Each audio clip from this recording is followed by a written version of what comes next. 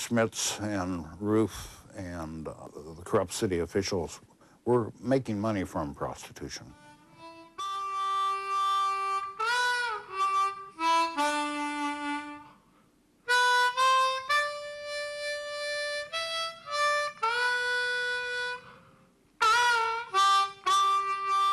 In 1913, at the urging of anti-vice crusaders, women's groups, and church groups, California state legislators placed a bill before the House known as the Red Light Abatement Act.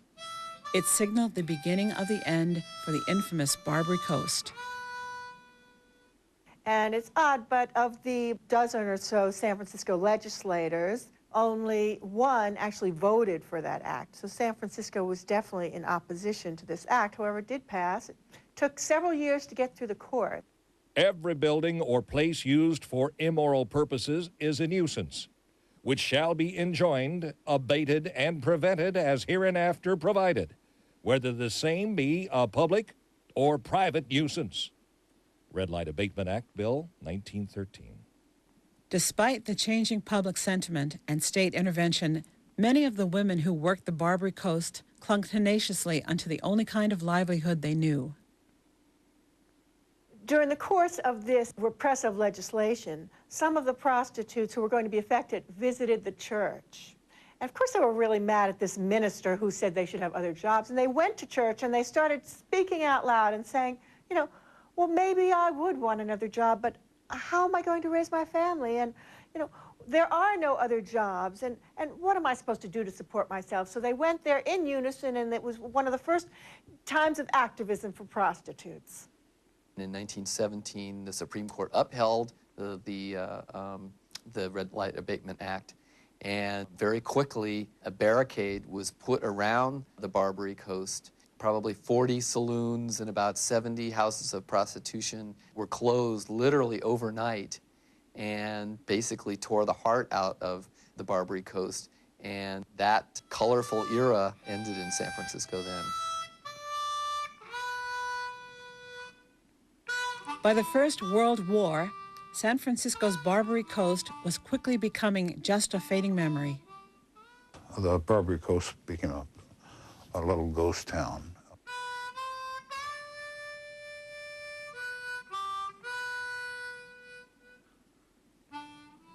Other factors also contributed heavily to the demise of the Barbary Coast, including shifting public sentiment, the continued immigration of more available women into San Francisco, and the changing attitudes regarding chaste Victorian purity between husbands and wives.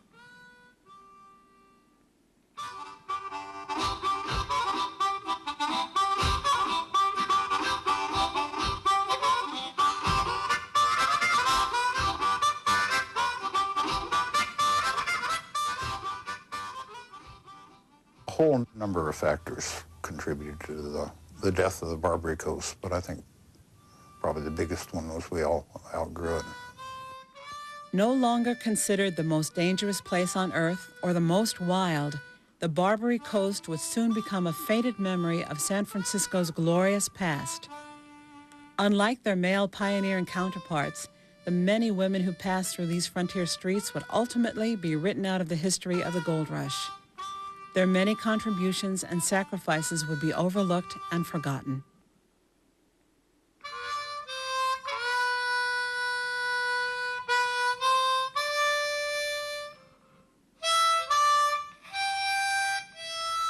The thing about women in the gold rush for many, many years was that they were totally dismissed as either not having participated or as being only prostitutes. And when we think about that, what we're saying is they were only prostitutes, therefore we're not going to count them. They're dismissed, they're discounted because they were only prostitutes. They were women with a profession that they may not have chosen, but they were women doing things that had not been done before on the frontier, making a way for themselves.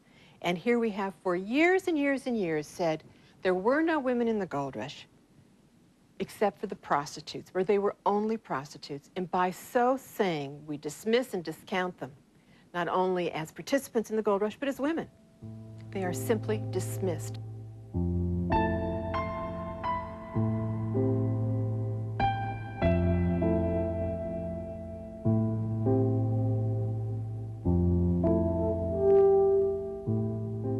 They came from around the world. Some came to escape the impoverished conditions and persecution in their own countries. Some were brought here in slavery. What they found was one of the most dangerous places in the world. They brought beauty and culture to a violent and dangerous frontier. They had poetic and charming names like Atoy, Belcora, Tessie Wall, and Mary Ellen Pleasant. They gave themselves and then some, and they made the West a better place. Most of them have been sadly forgotten. They were the Madams of the Barbary Coast.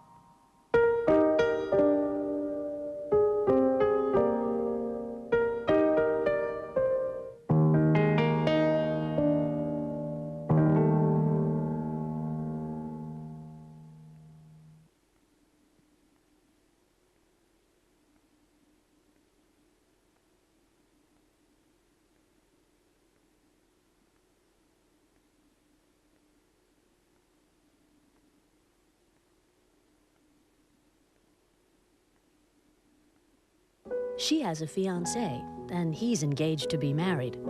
But they can't help falling in love. What makes life so difficult? People? And when their journey must come to an end, they make a promise. You have a date, my beloved, July the 1st at 5 o'clock. How about the top of the Empire State Building? Oh, yes, that's perfect. It's the nearest thing to heaven we have in New York. Deborah Carr and Cary Grant star in An Affair to Remember, Saturday night at 8. Friday, 5:57. A sunny afternoon. A highway outside London. What's going on? I've got the document. You're making the right decision. Where are you taking me? Don't worry, I'll take care of it. I'm just kidding. You're going to be late. Bingo. There's one. A split second that changes everything. That choice! Collision on Masterpiece Contemporary.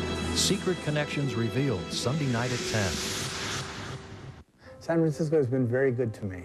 I fell in love with this city because it allowed me to be the person that I am. KQED does a very good job of representing the communities of San Francisco. I made an estate plan gift to KQED for a couple of reasons.